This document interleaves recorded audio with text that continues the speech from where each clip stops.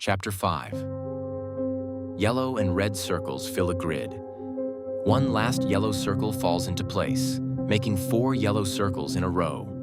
The grid is released, causing all the pieces to fall on the table. Janet starts sorting the pieces of Connect 4 into yellow and red piles. I win again. What's going on? You seem distracted. She's lying in a hospital bed now covered with tubes. Dylan is sitting in a folding chair next to the bed. I got a scratcher on my way home. Sitting on the bed beside Janet, doing her homework, Bailey rolls her eyes at Dylan. She has a binder and a few pieces of paper around her on the bed. You're such a loser. You have to stop buying things. We cannot afford them now that I'm not working. Janet says, worried about their future. I won. Not a whole lot, but enough to start your medicine. Dylan's new work phone rings, lying on Janet's bed.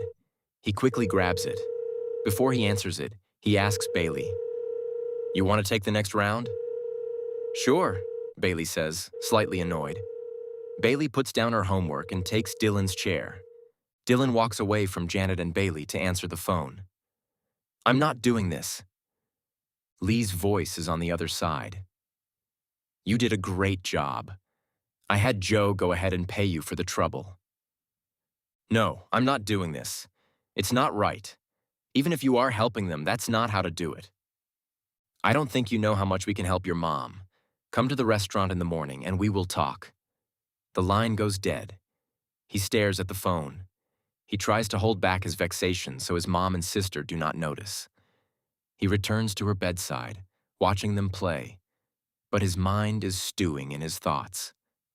After a few rounds, Janet remembers what day it is. "Honey, don't you have dance class right now?" "No, we don't have class today." Bailey brushes off the question. "But today is Thursday, right?" "They canceled class." "They never told me. That does not sound like them." "I don't know, Mom. Mrs. Jasmine said last week we won't be having class this week." Janet grabs her phone. "I'm going to call her. Why didn't she tell me?" Bailey gives in, half annoyed that her mom had pushed so hard. "I quit. I figured we needed the money for more important things." "You what?" "No, honey. Get back in the classes. It's okay.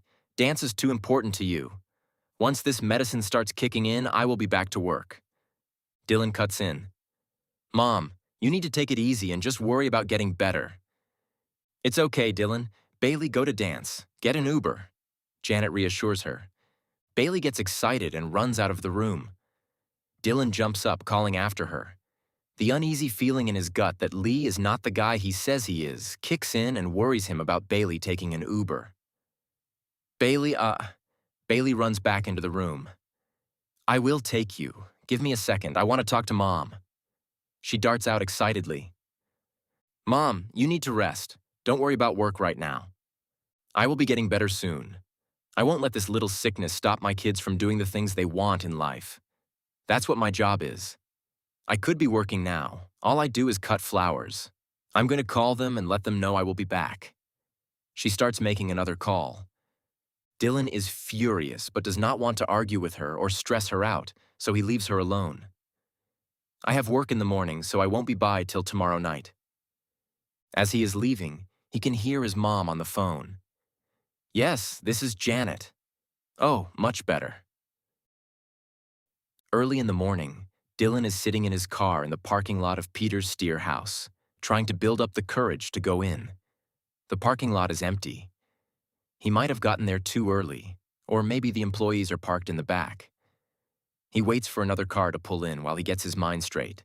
Just a lone gray car in the middle of the cold gray parking lot.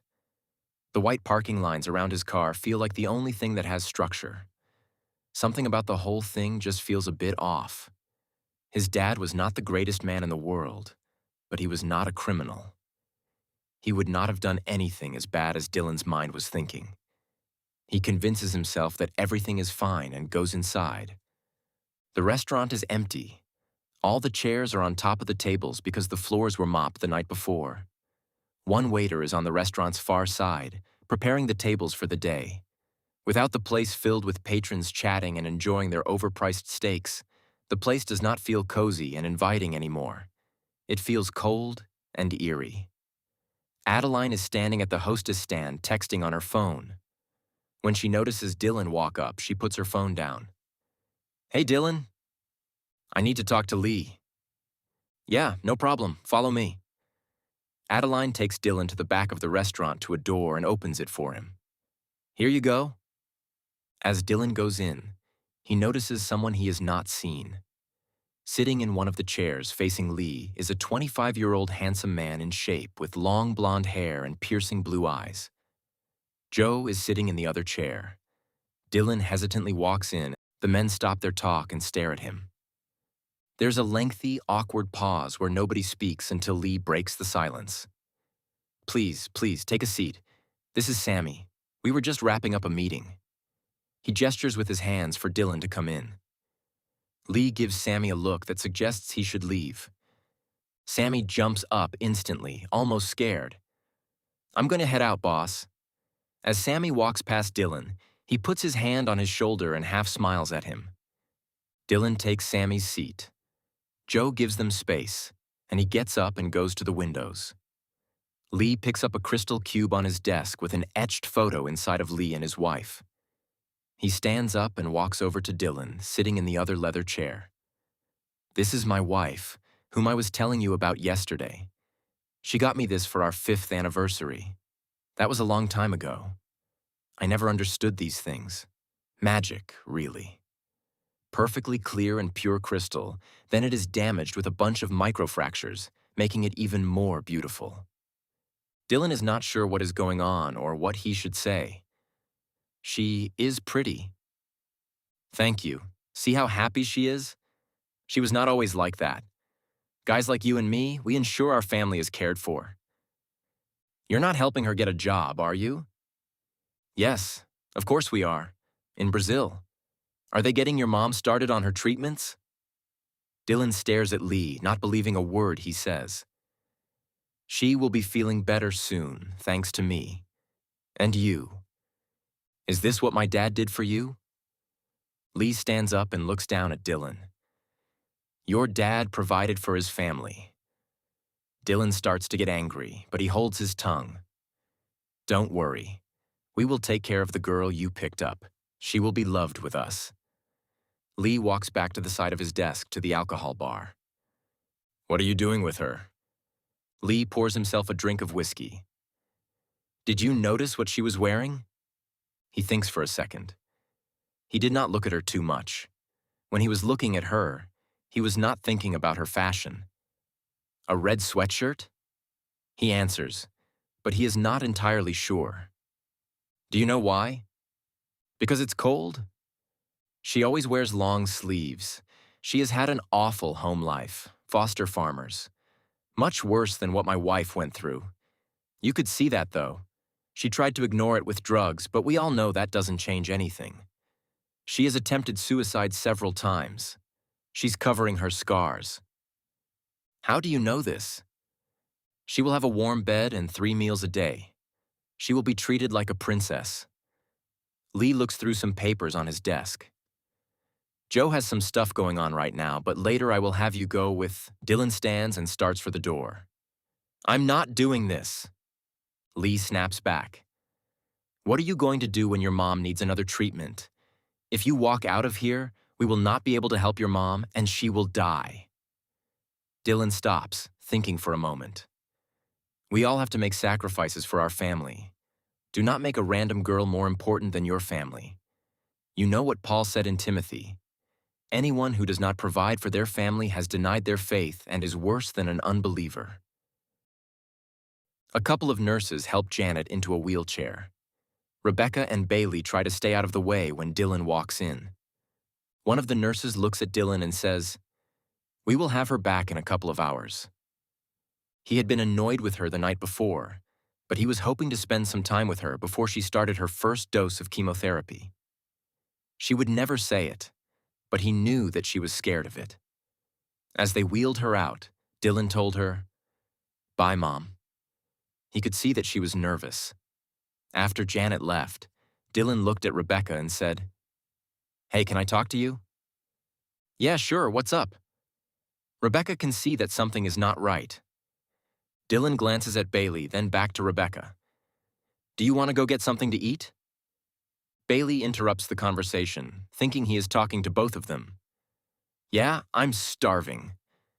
Dylan thinks fast to keep his sister away.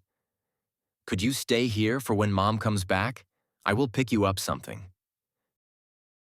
The day has become dim, cloudy with a light drizzle. A red glow comes from the sonograms on the building's sign. Inside, the glow comes in through a fogged-over window.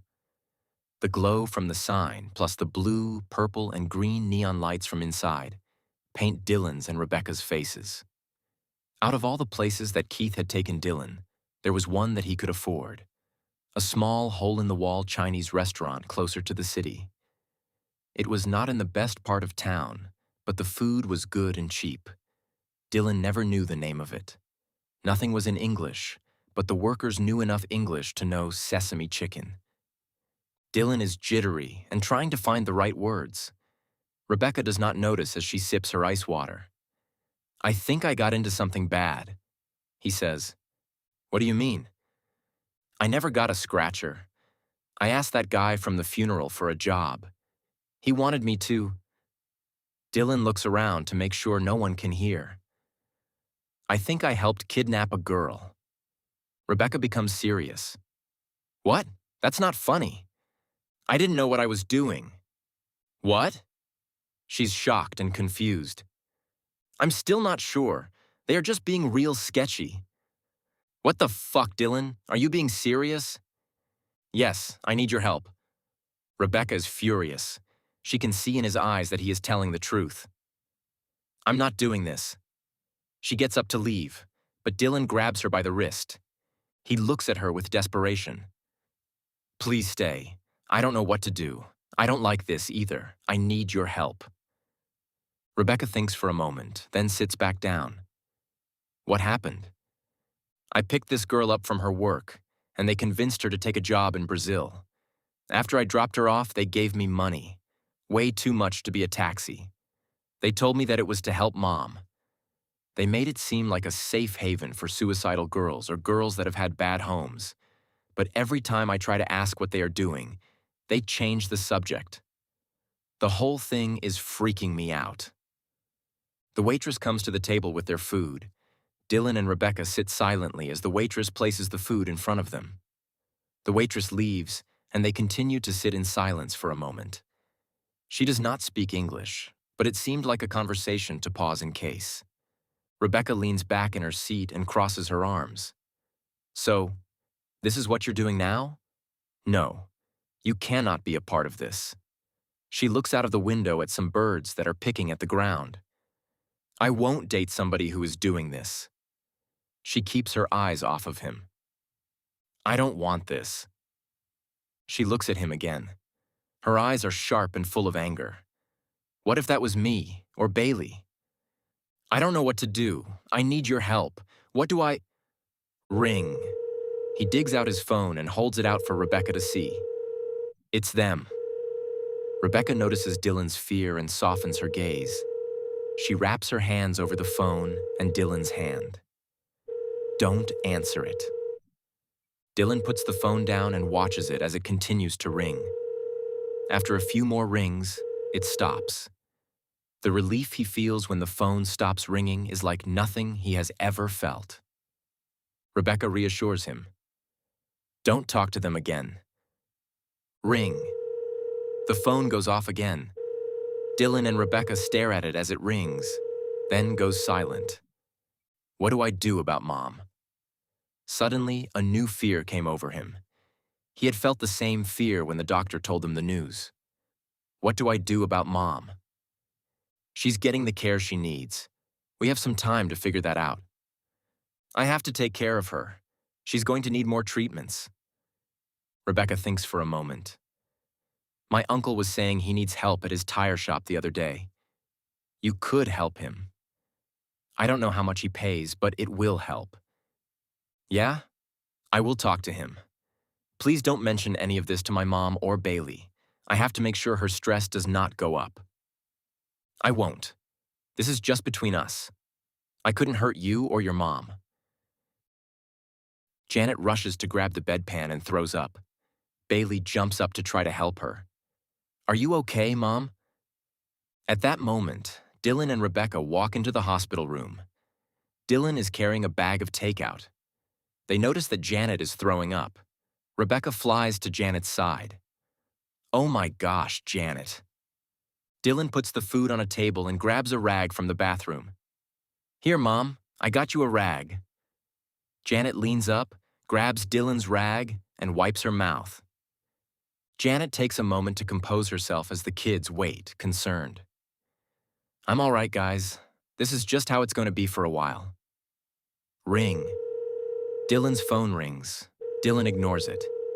Are you going to get that? Janet looks up at Dylan, wanting the sound to stop. Dylan pulls his phone out of his pocket and silences it. Don't know the number. Janet lies back down in her bed. I'm feeling a lot better now. She closes her eyes and rests for a moment, trying to calm herself.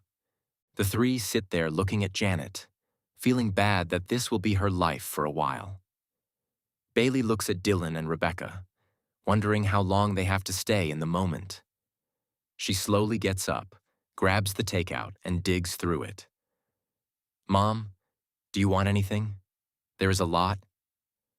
No, honey, I'm not hungry, Dylan whispers to Rebecca. I'm going to go see your uncle. He kisses Rebecca and leaves.